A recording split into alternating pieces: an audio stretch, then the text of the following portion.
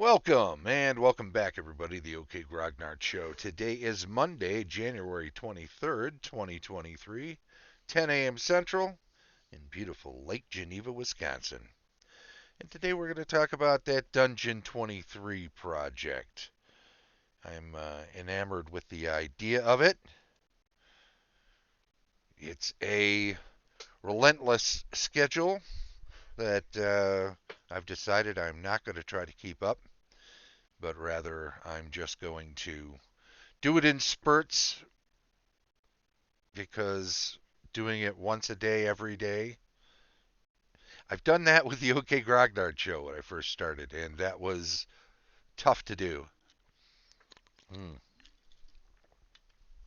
So let's just say that a relentless schedule during 2023, when I've got some other things going on, would be little taxing on me. So we're just going to say we'll do 2023, but we're going to do it in spurts. We already got it going. We got the first week plus of January, I don't know, 8 or 10. And this week we've got some time to put in and knock out probably the rest of January and backdate the posts that need it and then schedule the posts that take me through the end of the month. It's about doing sections for me. That's really what it's all about. So we'll see how it goes. Um, yeah, yeah, it's really about doing sections. I want to say I'm using a Dyson Logos map for, well, let me show you the map. It's one that I really liked right out of the gate. Is it this one? Uh-oh. I think it's this one. Yeah, we don't want to do that. We want to do this. Show you the whole thing. Um, I really loved this map, and I loved that he had a supporter who color coded the different levels. There's a bunch of levels all on one page. And the highest level, upper right, the red level, is smallish. The yellow level, upper right, is really where the entrance is for me. I looked this over and I thought, this will be great. And then I started working with it and I realized, yeah, oh, it's great. But it's not enough to do 365 rooms. It's about 195 areas, so I need to add more. And I've talked to him about getting another map done in a style similar, and we're still working out the details. But the more I get into it, the more ideas I have, and it's more cemented how it should be. This idea of an abandoned dwarven stronghold slash city. And then I recall that there was a place that was underdeveloped in my campaign setting where there's a pair of twin cities that are underground but are a part of two peaks that happen at the headlands of a river. And I thought, oh, okay. Actually, this could be one of the two. And then if I have another map, if this is 190, 195 areas, then I still need another 170 to make up the second area, and that would work. And also uh, would be a really nice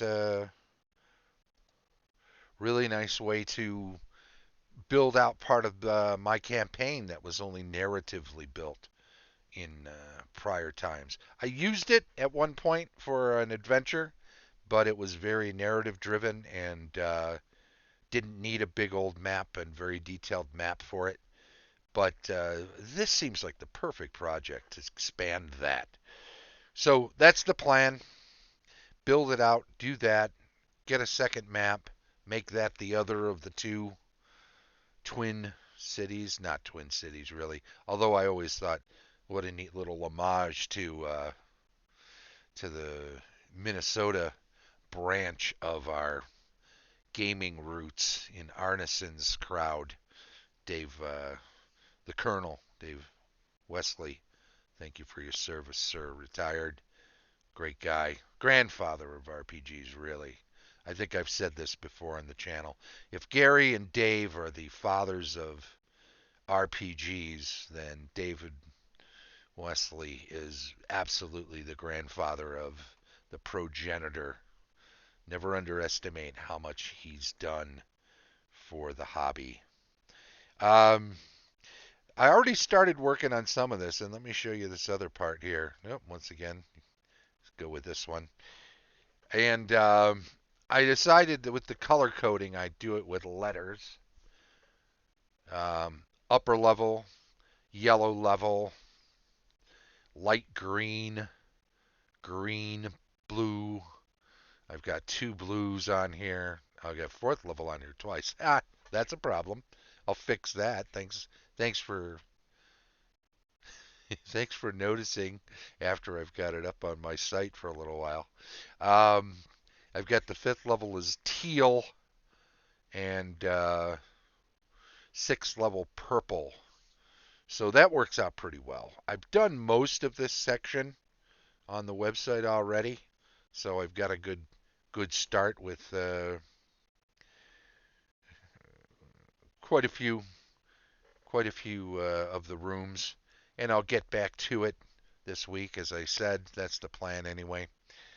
Like I said, I also will be doing it in spurts. If this is a recently reopened entrance to a vast underground, then the idea is that there can be all sorts of things in here. There's multiple entryways. Notice on the far right, there's the river entrance, the main entrance in the upper right. If you go down or over to the left, you can see, or the upper middle, you see there's an entryway there. Upper left, there's a stairway down and in. Obviously, the river which goes down and left, things can come in that other side. And you can create other entryways into this complex if you wanted to. And I may just put 1 or 2 other ones so that some factions that are not always underground can come in and out and utilize the space or their section of the space, which they'll have to fiercely defend. And then that'll give everybody a chance to, all these different factions to intermix, but still be all in here and not have to have wiped one another out completely. Well, that's about it to say on this Dungeon 23 project.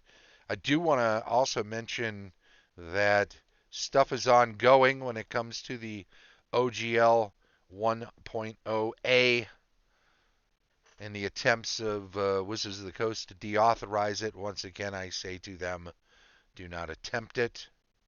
It would be foolish if you attempt it and it winds up going to court.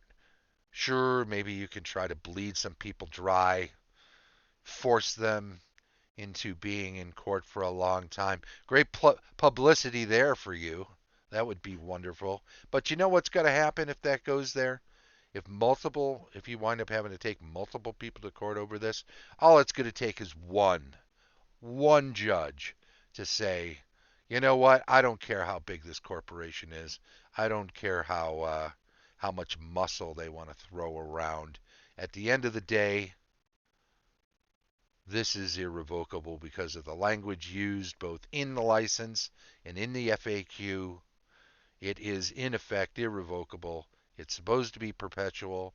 There's supposed to be uses of it downstream by people beyond Wizards of the Coast, beyond the progenitor of the license. The license is out there, and it's being used by lots of people for things that have nothing to do with Wizards of the Coast or their IP. And to attempt to deauthorize the license is an overreach and shouldn't happen. We'll see. We'll see what they do. They've got the money, they got the muscle. If they really want to damage their brand that badly and risk losing so much, what are you going to do? The people in charge over there do not seem to be love to the designers. Don't want to hurt the designers, but they're working for a corporation with people at the upper levels that are acting as if they do not care about the 50-year traditions of the D&D brand and the community and all that has been built, especially by the people that have never worked inside on the brand but have always been stalwart supporters of the brand, like myself. So, we'll see what happens. We'll see what happens. I think they'd be very foolish to push this further. I think they've got a lot of what they wanted to achieve just by threatening to do it. Right? Even if the dog doesn't have teeth, if people on the other side of the fence can hear it barking, they don't know it doesn't have teeth, or maybe they don't even want to try to prove it doesn't have teeth. In any event, that's my piece this week on the OGL. I should probably say that I'll bring some updates to that once in a while on the show, and that will be it. But this week, it's mainly been about Dungeon 23 and me. So there you go. Thank you very much, everyone. I do appreciate that you've joined in today. And I do want to say also, let's switch that over, that I appreciate everybody who checks out the OK Grognard show. Don't forget that